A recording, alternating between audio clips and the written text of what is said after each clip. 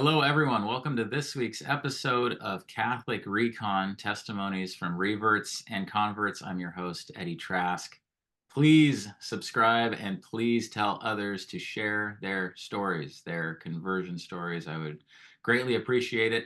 Thank you so much for all the support. This week's guest is Steven Mosher, who is the president of the Population Research Institute. He's an internationally recognized authority on China and population issues.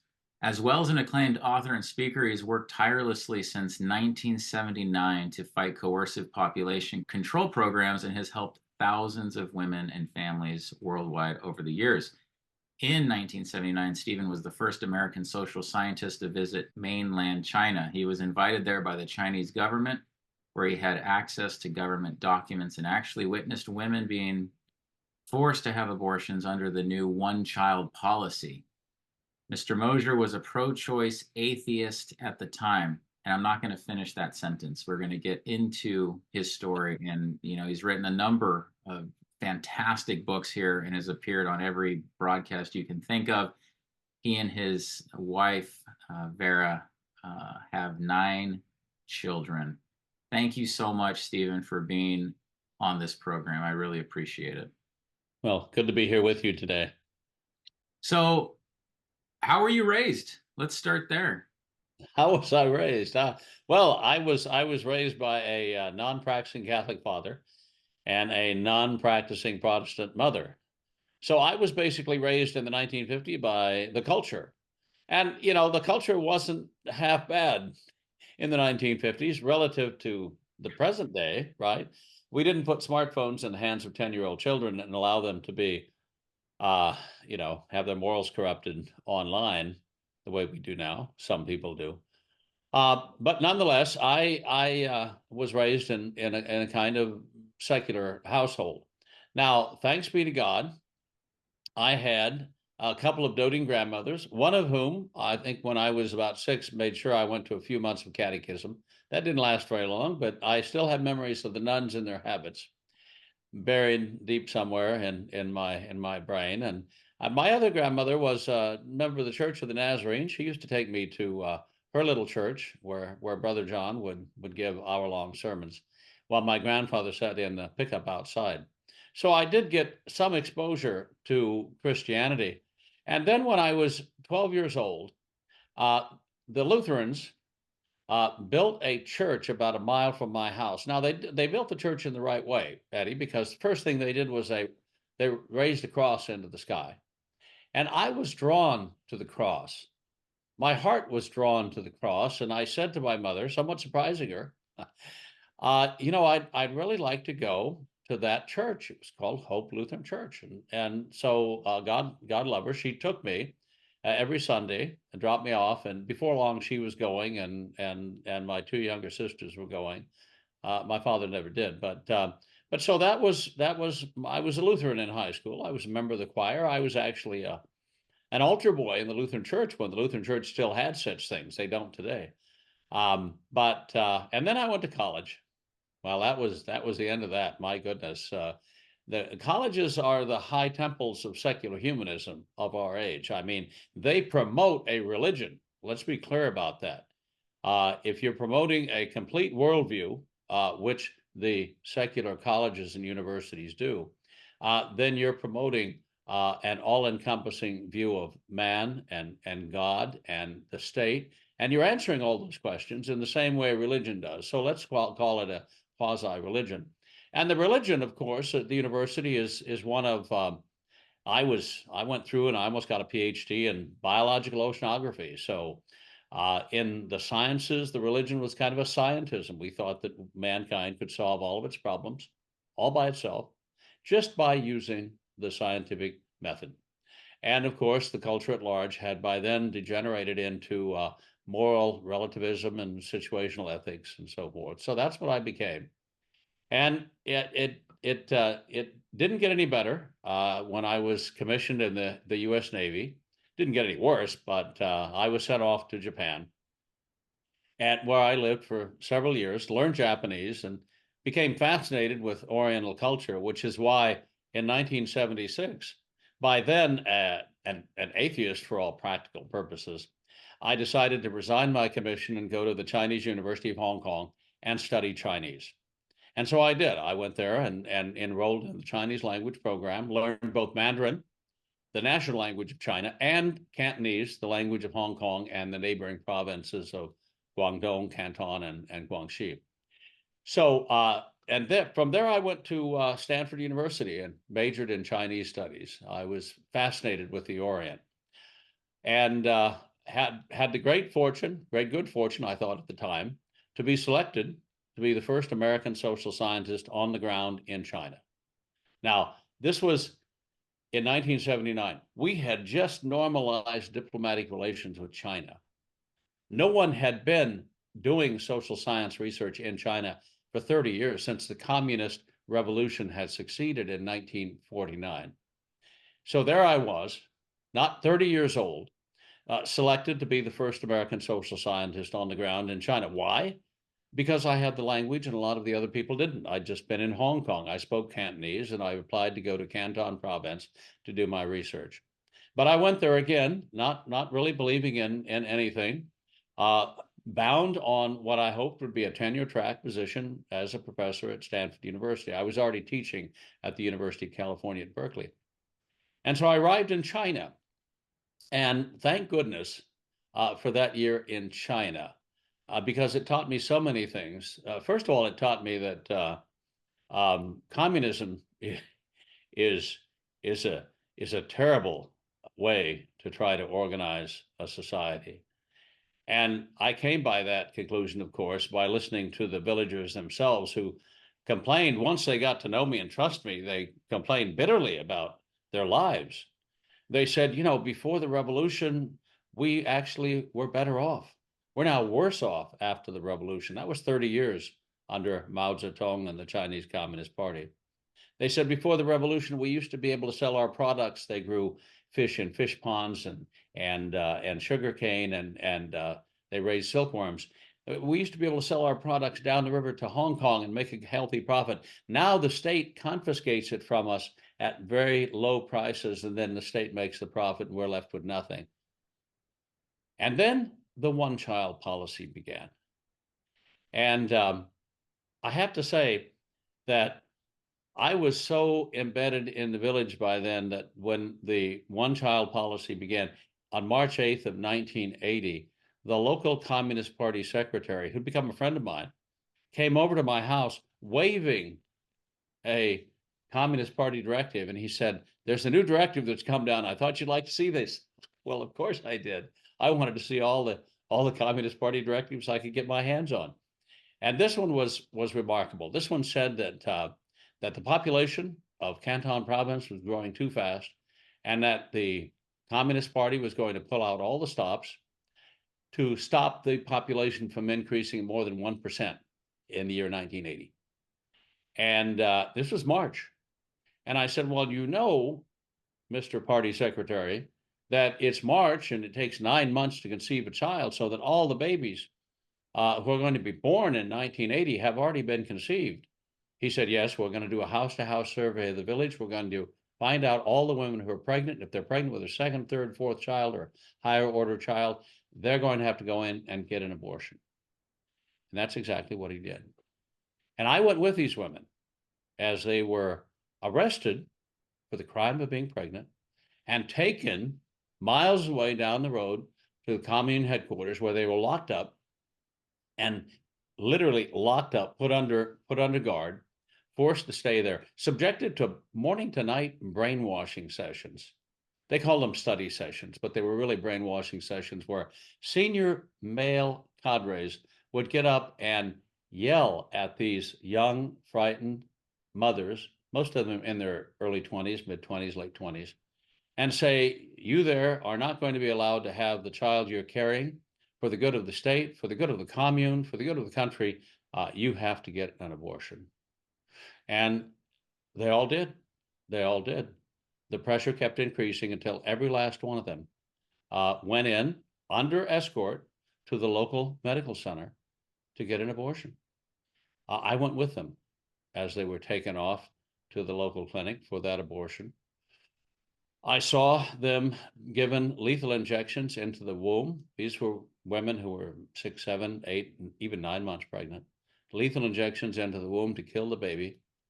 And I saw them in the operating room do cesarean section abortions on these women. Cesarean section, not with the idea of delivering a live baby because it was a difficult birth, but with the idea of delivering the now dead or dying baby. And my world shook. It was as if witnessing the cesarean section abortion on a crying woman on the operating table and the delivery of a dead baby. It was as if the pit of hell had opened up before me. You see, I hadn't believed in the existence of evil, or absolute evil anyway. I thought everything was shades of gray, everything was relative. This was an absolute evil. This was a killing of a tiny daughter of Eve, a tiny son of Adam who'd done nothing to deserve the death sentence, which was being carried out on them, and the grievous wounding of the mother of that child as well. And I became pro-life in that instant. There was no way I could justify this act. No way.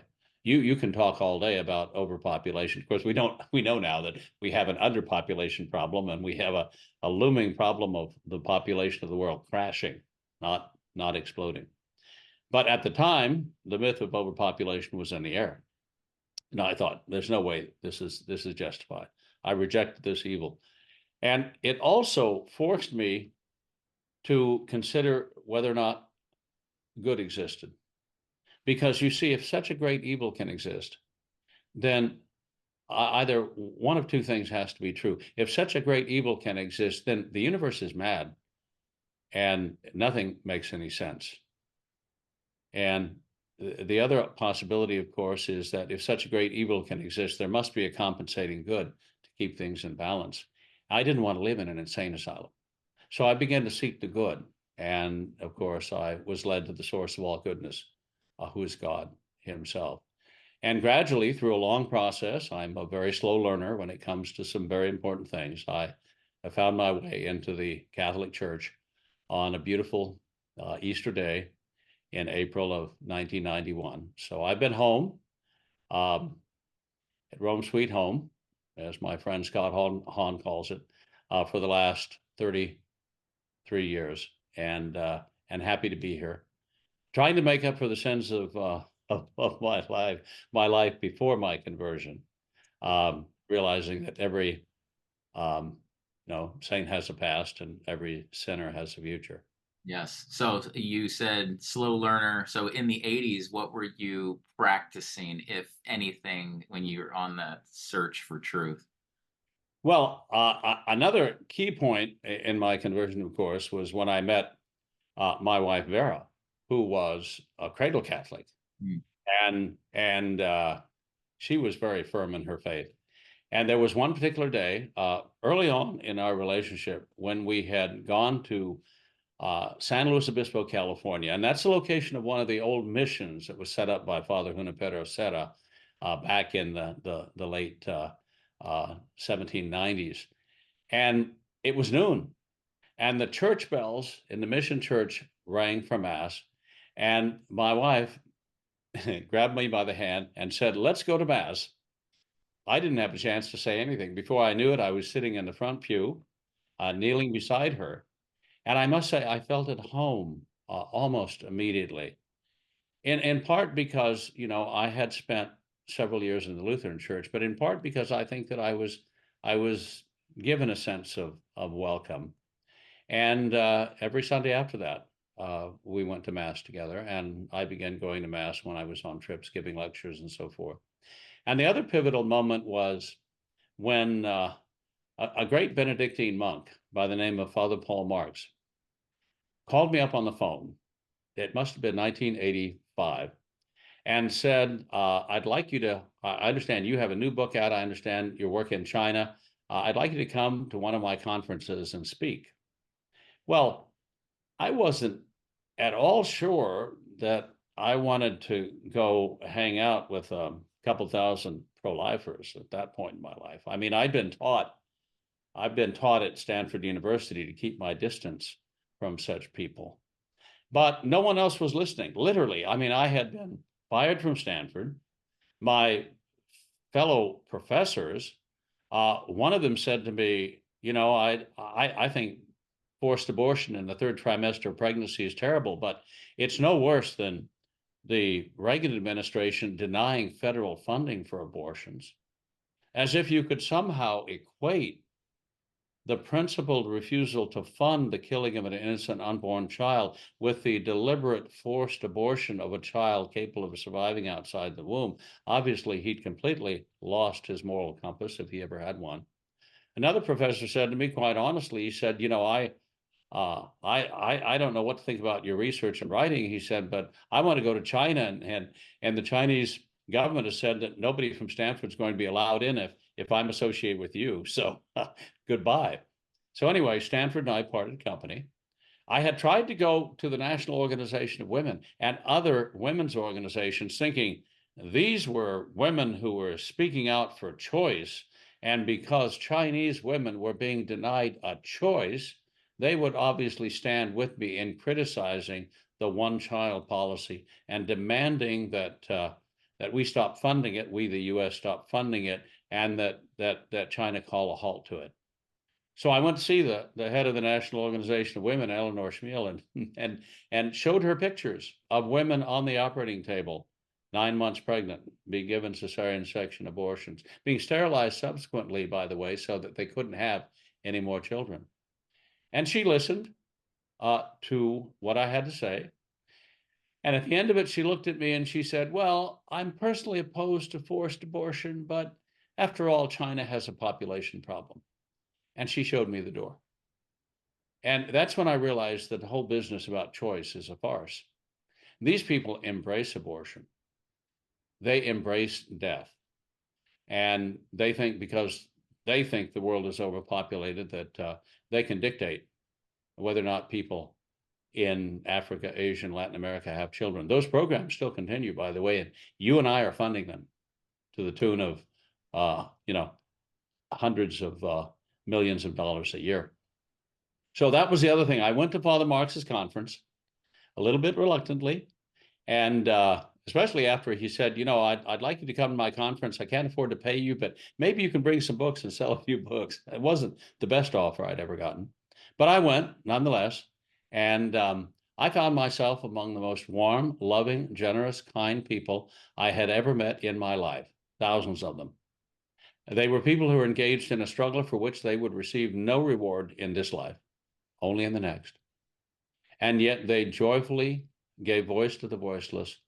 They fought on behalf of those who could not fight for themselves.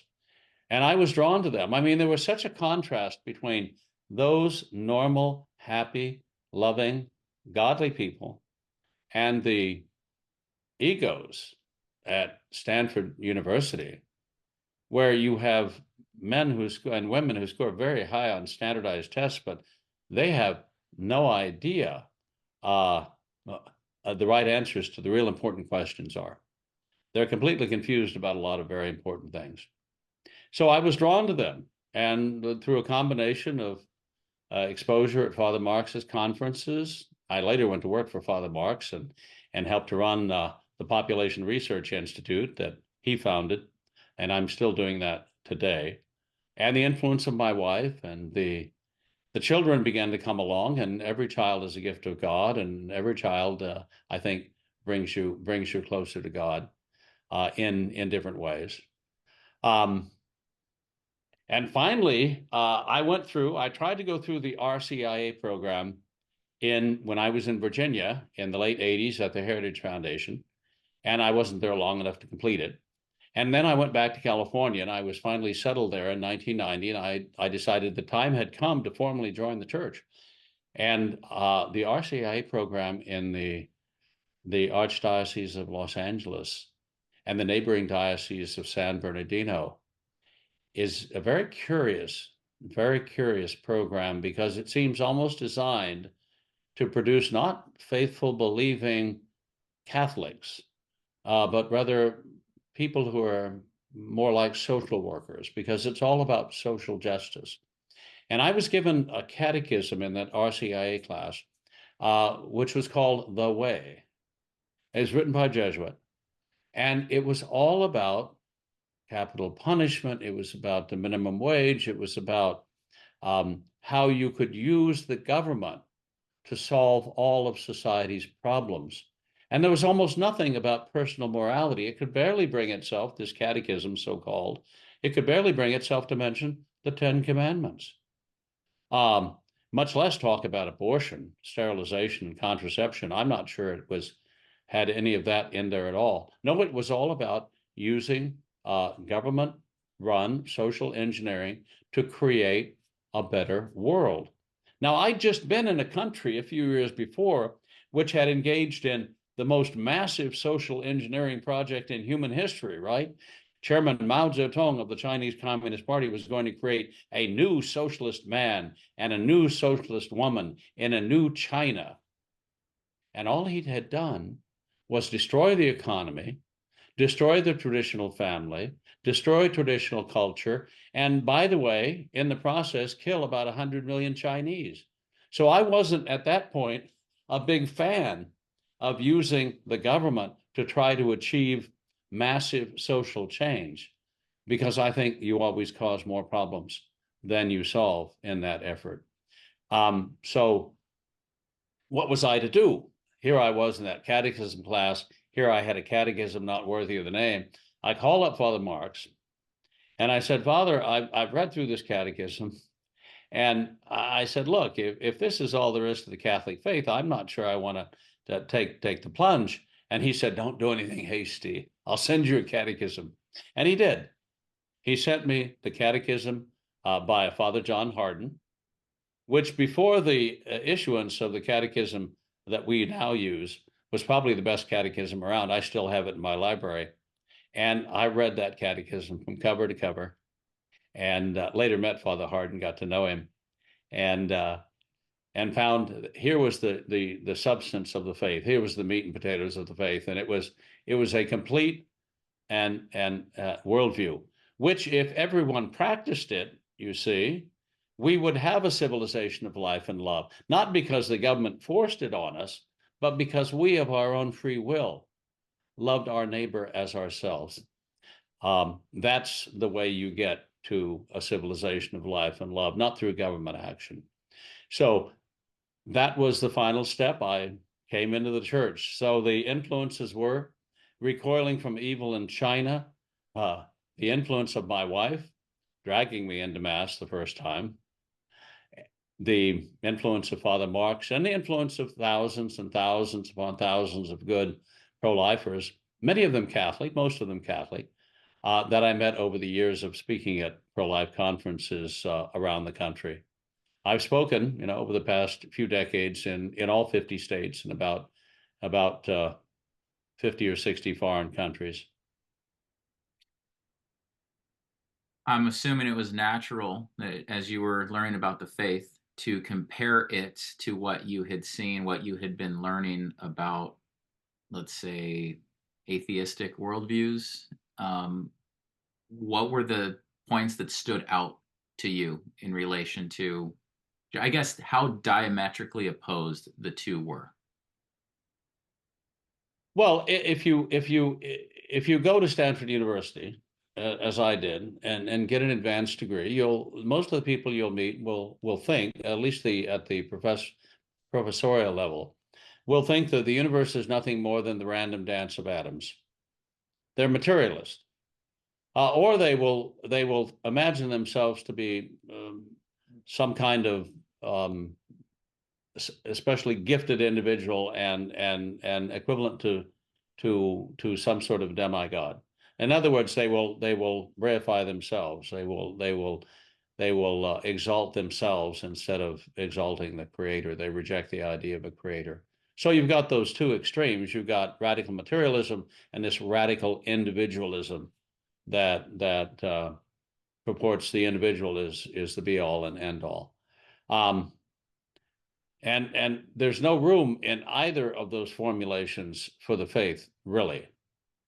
And it was clear to me after experiencing what I did in China and after thinking about the the nature of the universe. I mean, you see, I had gone through nuclear power school in the Navy. I had gone to a program in the hard sciences and biology, chemistry, physics, geology at the University of Washington. And if you think about what we know from science about the order and purpose in the universe, it makes no sense to think that all of this happened by random chance.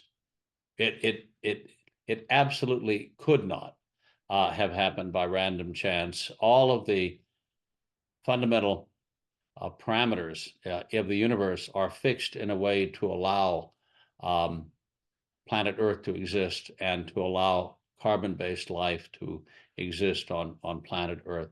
So it's clearly a product of a of God. Right? Let's pivot over to Mao for a second. So you mentioned how the folks that you knew, how they didn't believe in a creator. What did Mao have to say about his creator, or did he acknowledge any creator whatsoever? Well, here's the thing. To start with Stanford, we had an anthropology department in, let's say, 1980, with about 30 faculty members. 29 of those were liberal Democrats, or worse. We had a communist, we had a socialist, and we had one lone Republican. So the department thought it had balance, you see. It had one Republican and 29 liberal Democrats or socialists. But there were open communists, many of them on the faculty. And I remember Professor John Gurley in the economics faculty, and Professor Harris, who is Kamala Harris's father, on the economics faculty. And they were both great admirers of China. They thought that China, under Chairman Mao and the leadership of the Chinese Communist Party, had created a perfect socialist society. In other words, they had fallen for the propaganda. They knew nothing about the real China. They couldn't speak, read, or write Chinese. They only knew about this distant land which was claiming to achieve societal perfection and lacking any coherent system of belief, rejecting the existence of God. They fell for this fantasy. These were among my professors. And of course, it took me only a few months to realize that they were living, inhabiting a world which did not exist in reality. And the reality of life in China was grim and brutal. Chairman Mao, you should think of Chairman Mao as Mao Zedong as kind of the polar opposite of George Washington. I don't know if we don't read very much about George Washington anymore, but if you do, you'll find out that he was one of the most moral men who ever lived. At a young age, he was orphaned. He wrote a book of how a gentleman must behave. He never lied knowingly, cheated anyone, stole anyone. At 16, he was a land surveyor, trusted to set boundaries between farms at a time when the only source of wealth really was farming. And then you had Mao, who as a young man moved in the opposite direction. Instead of seeking the good, as Washington did, and many of us do, he sought evil. He rejected the Buddhism of his mother. And Buddhism has a respect for life. It advises against lust. It advises that everyone is to be treated well. He rejected all those principles. He rejected the Confucianism that he was taught in the schools around the turn of the last century. And Confucianism teaches a social order where sons are to respect, children are to respect their parents, and younger brothers to obey their older brothers, and so forth. He rejected that, and he rebelled against his father. So he rejected all of the elements of the natural law that were found in the traditional Chinese worldviews. And curiously enough, he was taken out when he was 3 years old by his mother to a stone monolith a little distance outside the village where he grew up.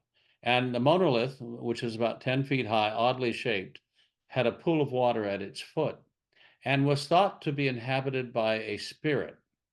And so when the villagers had some special need, they would go kneel before the monolith and beg the assistance of the spirit. Now, that as a Catholic gives me pause. The idea that his mother took him out when he was 3 years old, made him kneel down before what she thought was a spirit inhabiting a rock, and kowtow, which is knocking your head on the ground 9 times. And then she, to make matters worse, she rechristened him. She gave him a new name, kind of a second baptism. She called him Shrisanyadze, which means the third son of the rock, or the third son of the monolith.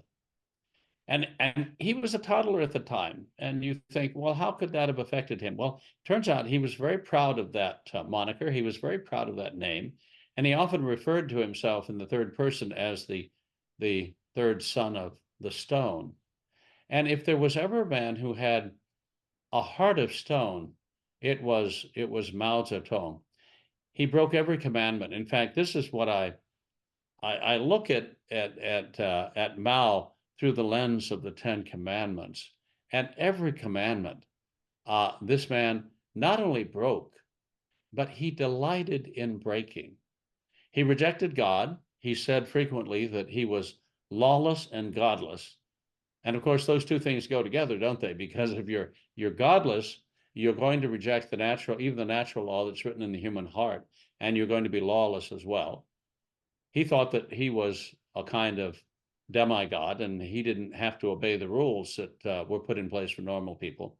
And he absolutely rejected the existence of God because he thought in his ego that that would somehow diminish him. And he said, as a very young man, he said, at one point he wrote, there are other people and things in the world, but they're only there for my use and my pleasure. There are other people and things in the world, but they're only there for my use and my pleasure.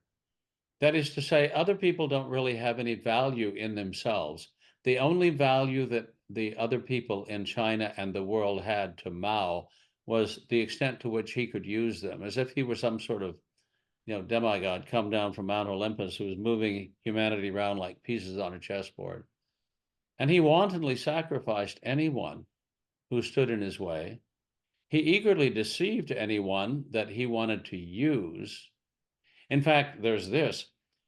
If he could achieve his end by telling the truth and get someone, maybe a subordinate, maybe a rival, to do what he wanted by telling the truth, or if he could achieve the same end by lying and deceiving, he preferred to deceive because then he could count himself clever in doing so. You see, that was his approach. So it wasn't just that he occasionally lied, it was that he lied as a matter of habit, as a matter of his basic character. And it wasn't just that he broke the fifth commandment and killed. It was that he enjoyed the killing. For example, when tens of millions of people were dying of famine in 1960, 1961, 1962, and I do mean tens of millions, the death toll, probably somewhere between 45 and 50 million people in China died because of a famine caused by Chairman Mao's policies of forcing everybody into communes, taking the land away from the farmers and having it farmed in giant communes. Food production plummeted. People starved to death by the tens of millions. What did Mao say when that happened? Did he mourn? No. He said, deaths have benefits. Their bodies fertilize the soil. So he thought of his fellow Chinese, whom he had basically consigned to their graves by destroying the agricultural economy, as really nothing more than compost. Their bodies would fertilize the soil. The sixth commandment, of course, he broke willfully, repeatedly, and his abuse of of women increased as he got older. In fact, when he had just turned 60, he began worrying about his own mortality, and he was fond of reading Chinese histories. And he read a history that talked about how the mythical Yellow Emperor who supposedly lived 5,000 years ago, but we don't have any archaeological evidence that he really did. So I say mythical. The mythical Yellow Emperor had supposedly, according to these Chinese histories, achieved immortality by sleeping with 1,000 virgins. So Mao thought that was a splendid idea, and he sent out his secret police to the villages around China to pick out the most comely, attractive, and virginal 12 and 13 and 14-year-olds that they could find. And these girls were brought to him every day for years for him to use to try to achieve immortality. And when he finished with them, he felt no affection for them. When he finished with them, he simply sent them back to the villages. And even the emperors of China didn't behave this cruelly. I mean, the emperors had an empress, and they often had concubines. Some had 2 concubines, some had 200, some had 2,000, some of whom had so many that they didn't even know their names, and they never really even met them or had any relations with them. They were just, alliances of convenience with various other leading figures in China and neighboring rulers. But at least a concubine had a certain status.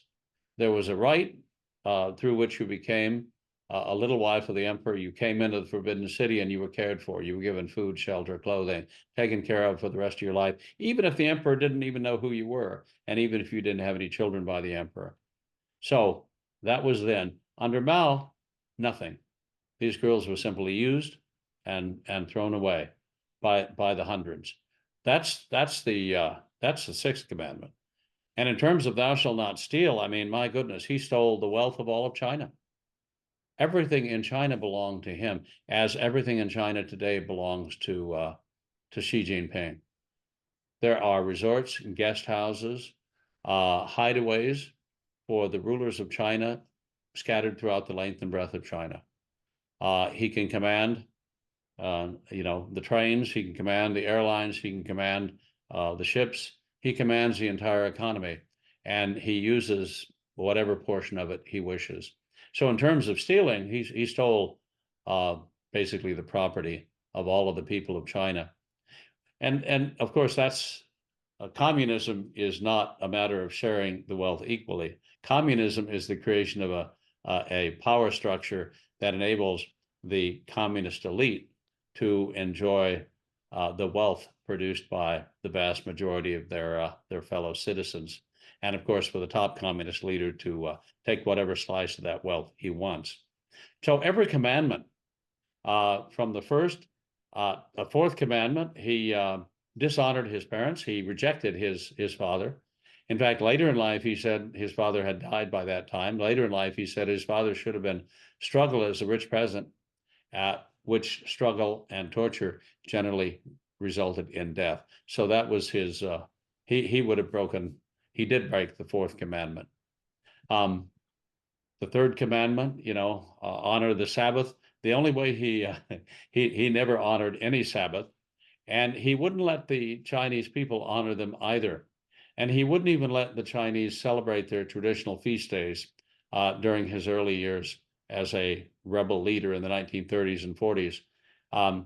He canceled all of the traditional Chinese holidays, and he said the people don't need to rest 1 day a week because they have political study sessions every night, which are the equivalent of 5 days of rest every month.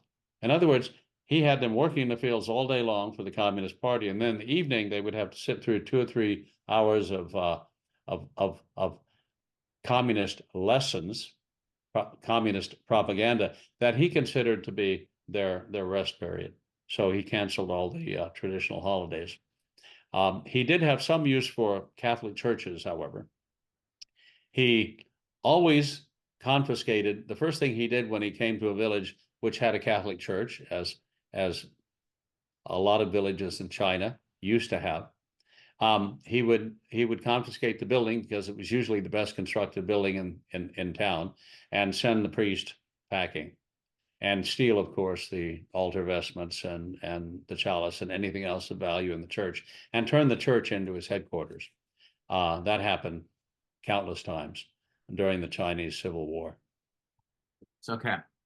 How difficult was it to get into his brain and the brains of other leaders? How did that affect you? How did that affect your psyche? Yeah. Well, it gradually built. I mean, obviously, the pivotal moment was being in the operating room when they were doing a cesarean section abortion on a woman who was, 8.5 months pregnant. But before that, I had been taken out to a mass graveyard where 200 people were buried. Those were 200 people who had died during the famine I talked about. And I was taken out to the field where they were, as Mao would say, turned into compost. There was another time when I was taken out to a little hill not far from the village called Turtle Hill. And that's where the executions were done when the Red Army came to the village. And everyone who had been a member of the village militia, everyone who had been a member of the Nationalist Party, everyone who had any function in the previous government was taken out and summarily executed. Oh, they also summarily executed anyone who was found with a gun. They didn't just confiscate the gun; they would execute the owner. Second Amendment didn't exist. First Amendment, people have no rights in China whatsoever under this system. The state dictates where you go, what you say, how you can assemble, and if you can assemble, and other aspects of behavior. So there was that. There was the learning that the villagers had actually been better off in 1949 before the Red Army arrived than in 1979 under the communist system was another striking moment for me. Learning that the Chinese Communist Party was referred to not in terms of endearment, but the Communist Party was referred to as the big landlord. And you have to understand that landlord in Communist Party parlance is probably the worst pejorative around. I mean, if you want to say someone's a really bad person, you call them a landlord. So for the villagers to tell me that how much they resented the big landlord, the Chinese Communist Party, was really saying something. There was also a continuing effort by people in my village to escape to Hong Kong, which made the phrase voting with your feet come to life for me, because these people were voting with their feet to get out of China and into a free city, a then free city, no longer free, city of Hong Kong. Just as, many Chinese, tens of thousands of Chinese are now voting with their feet to leave China and come across our southern border, which is a somewhat less happy topic. So it was a gradual awakening for me, but it left me convinced that that grandiose efforts to completely re-engineer society under the label of Marxist-Leninism or Marxism or cultural Marxism or economic Marxism, communism, socialism, whatever, were always doomed to failure, and would always produce tyranny rather than producing a rising living standard or producing goods.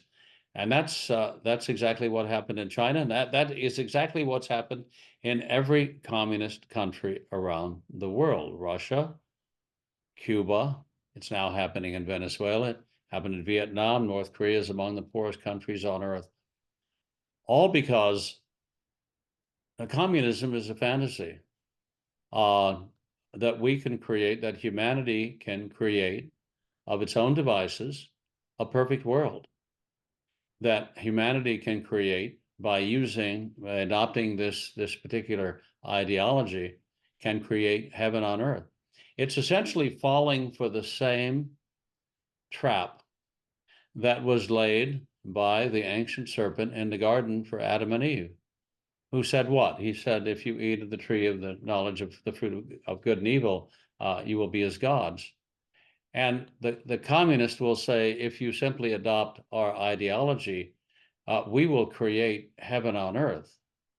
And that effort always results in the creation of hell on earth, which really doesn't bother people like Mao Zedong and Castro, because having rejected God, like Satan, they would rather reign in hell than serve in heaven. And of course, it isn't hell for them because they have access to all the women, all of the wealth, all of the property in the country that they seize control of, using this fantasy that everyone is going to be equal and that eventually the government will simply fade away. No, it won't.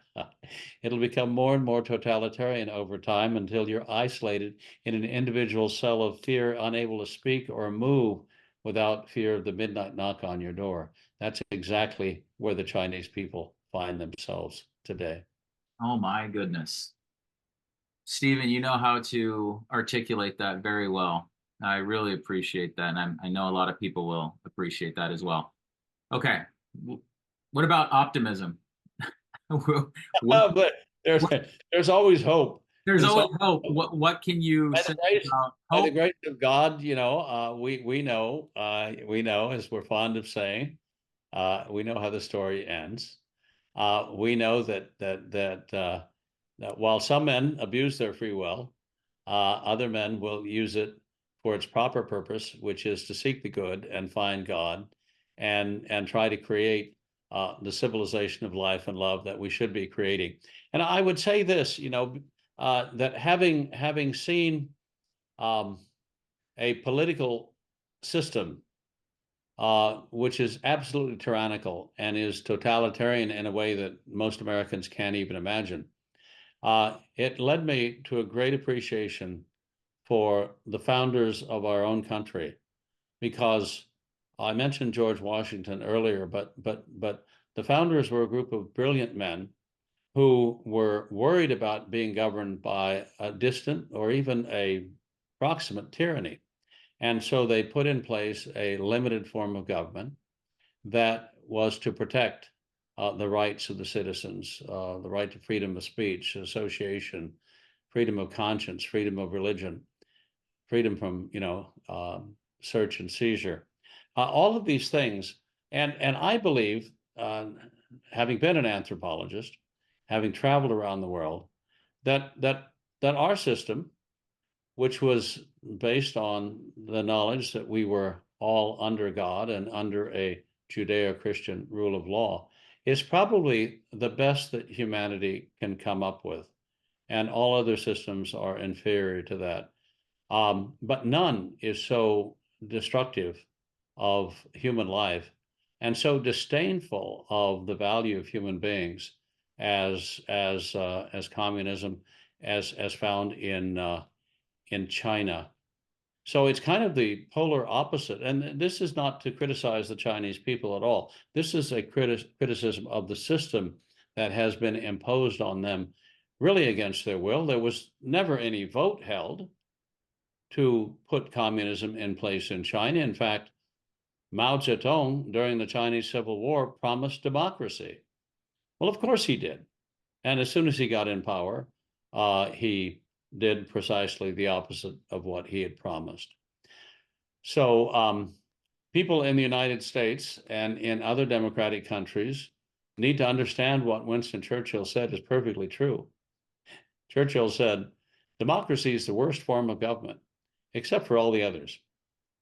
And all the others are tyrannical and horrible indeed. And I would say one more thing about Marxism. It is a philosophy based on hate, not love. And two very interesting people agree on that point. The first is Mao Zedong himself, who said, communism is not love. It is a hammer that we use to crush the enemy. And boy, did he crush the enemy. And he kept finding enemies because the system feeds on hatred and it needs a constant inflow of enemies in order to maintain the muscular tone of the system, you see. So you always have to be identifying an enemy. Otherwise, the system would grind to a halt because it feeds on hate. It must the Baal demanded the sacrifice of children. Well, the communist system demands an enemy that it can hate on in order to to thrive. So that's Chairman Mao's view as well. That communism is not love; it is a hammer that we use to crush the enemy. And Archbishop Fulton Sheen, the great evangelist, apologist of the last century, said the same thing. He said, for the first time in human history, we have, an ideology based on hate, and it is communism. So he saw that very early on, 100 years ago. Can you touch on the Population Research Institute for a bit? What you're doing there? What's the main purpose? Well, my purpose, once I came back from China, was to tell the truth. Now, telling the truth can be a pretty dangerous business. The first thing that telling the truth did for me was it got me fired from Stanford, because Stanford University officials wanted me to cease and desist. They wanted me to stop talking, criticizing China, to stop criticizing the Communist Party, to stop criticizing the one-child policy, and so forth. Why?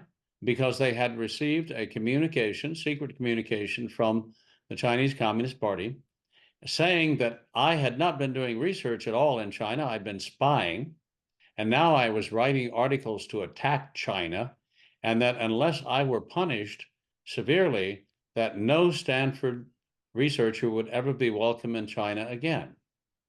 And you would think that one of America's major universities would have received this directive and would have torn it up or held a public bonfire with it and said, no, we defend academic freedom, we defend freedom of speech, we believe our young scholar is telling the truth, and we will defend his right to do so to the death.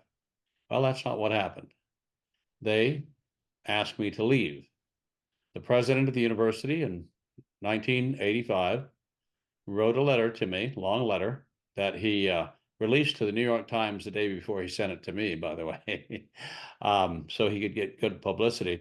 And in the letter, he said, we don't know whether the charges made against you by the Chinese Communist Party are true or not, but there's been a gradual erosion of trust between you and the university that makes it impossible for you to continue here with us. Well, of course, there was an erosion of trust. They'd investigated my research for 5 years. I didn't trust them. I didn't trust their worldview. I didn't trust their ideology. And of course, they didn't trust me to play ball. They didn't trust me to protect the institutional interest of Stanford, which was to preserve and enhance its ties to the People's Republic of China. So we parted company. But, what I like to say is, what does it profit a man to gain his PhD and to gain tenure at Stanford University and lose his immortal soul? Right? So I got the better end of the bargain. I'm quite happy to have spent my life not in an academic environment, at least not the environment at Stanford University, where people go to lose their faith and ultimately to lose their souls. What else would you like to touch on, Stephen, that we did not cover? I think you just promoted the call to conversion, promoted the call to pursue truth, the call to fight evil. What else? Here's what we do at the Population Research Institute. I initially left China with the idea, with the cries of women for help ringing in my ears. And so I came back to the US and began speaking out against population control programs, which we in the US are funding, by the way, and specifically against funding the United Nations Population Fund, which is the population control agency of the United Nations, which was funding and supporting China's one-child policy.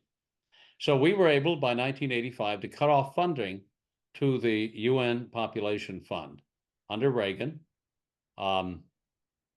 by working with the Congress and by working with the Reagan administration. I helped to make that happen. We continued that funding cut under Bush 1 and under Bush 2 and under Trump.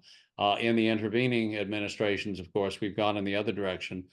They want to promote abortion and promote population control, which is what they're doing now, telling relatively innocent, untouched corners of the world that they should stop having children.